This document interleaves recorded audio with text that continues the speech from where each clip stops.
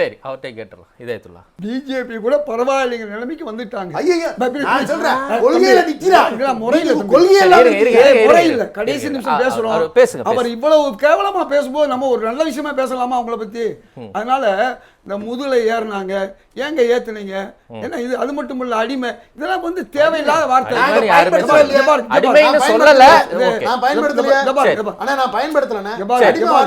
அடிமையா நீங்க நினைச்சீங்கன்னு வச்சுக்கோங்க. இந்தியா முழுக்க காங்கிரஸ் கட்சி இருக்கு, பீகார்ல இருக்கு. அதனால பீகார் உள்ள முக்கிய கட்சியில் எதிராக தான் இருக்கும், யூபியில இருக்கு. இவங்க தான் தமிழ்நாட்டை தாண்டி ஒண்ணு இல்லையே. எங்களுக்கு எல்லா ஊர்லயும் கட்சி இருக்கனால அங்கங்க பிரச்சனைகள் வரும். அந்த பிரச்சனைகளை சால்வ் பண்றது எங்க வேலை. நாங்க கிட்டத்தட்ட ஒரு 100 இடங்களை பெற்று இருக்கோம், 7 மாநிலங்கள் ஆட்சியில் இருக்கோம், கூட்டணியாகவும் இருக்கும், தனியாகவும் இருக்கும். அதனால எங்களுக்குள்ள இது விஷயம் வேற. எங்களை நம்பி நாடி இன்னைக்கு அத்துணை கட்சிகளும் வந்து நிக்கிறாங்க இந்தியா கூட்டணியில. நீங்க போறது போகாது. ஜான் பிரிட்டாஸ் என்ன சொன்னாரு, அகிலேஷ் யாதவ் என்ன சொன்னாரு, சாரி தேஜஸ்வி யாதவ் என்ன சொன்னாரு அப்படிங்கறதெல்லாம் சொன்னாங்கல்ல. நம்முடைய விசிகா தலைவர் என்ன சொன்னார்? எல்லாருமே தான் சொல்லுவாங்க. அதுக்கு தான் நான் சொன்னேன், இந்தியா முழுக்கும் உள்ள கட்சி, இந்தியா முழுக்கும் உள்ள எதிர்கட்சிகள் அல்லது இந்தியா முழுக்கும் உள்ள கூட்டணி கட்சிகள் எங்களை வந்து விமர்சிக்கிறதுக்கு உரிமை உண்டுன்னா நான் சொல்றேன்.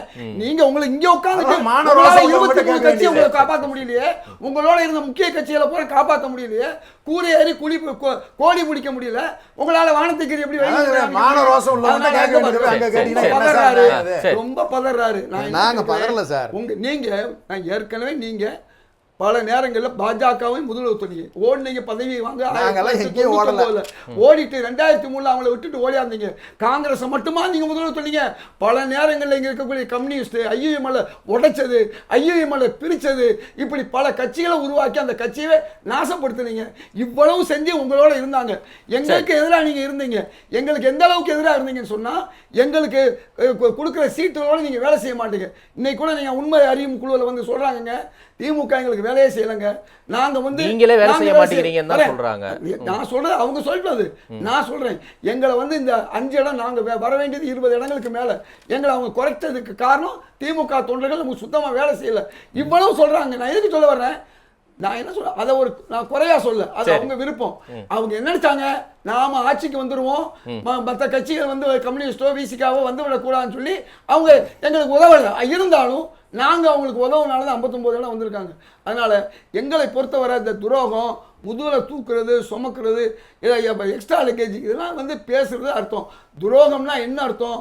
நீங்க தொடர்ந்து தமிழ்நாட்டில் எவ்வளவு துரோகம் பண்ணியிருக்கீங்க அதை நான் ஏற்கனவே பட்டியலிட்டு இருக்கேன். அது மட்டுமல்ல, ஒவ்வொரு கட்சிக்கும் நீங்க துரோகம் பண்ணியிருக்கீங்க. அப்படி இருந்தும் நாங்க உங்களோட இருந்தோம். 2014 எங்களை திடீர்னு கழட்டி விட்டீங்க. ஆனா நீங்க 0 ஆனீங்க. அடுத்த வருஷம் நாங்க தான் உங்களோட இருந்தோம். பல கட்சிகள் இல்ல. 2016 மக்கள் நல கூட்டணின்னு 2014 காங்கிரஸ் தனித்து நின்னு எவ்வளவு வாங்குச்சு? 2014 2 பேரும் தான் கம்மியாகணும். பிரச்சனை 4% வாங்குனீங்க. காரணம் 2G தானேங்க.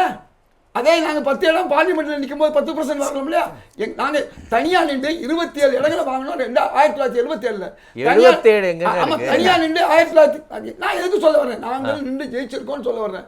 அதே நேரத்தில் இன்னும் 10 வருஷம் பின்னாடி போனா ஆட்சியில இருந்தவங்க கூட சொல்லலாங்க. திமுக 2 இடத்துக்கு போனது உண்டுங்க, திமுக 0 ஆனது உண்டு. அண்ணா திமுக எம்ஜிஆர் இருக்கும் போதே 2 இடத்துக்கு போனது உண்டு. முக்கியம் இல்ல, கட்சி எல்லாத்தையும் துரோகம் பண்ண, பிசிகா துரோகம், ஐஎம்எல் துரோகம், கம்யூனிஸ்ட் துரோகம், இந்த வார்த்தையெல்லாம் வந்து நீங்க பேச பேச மக்கள் உங்களுக்கு எதிராக இருப்பாங்க. சரி.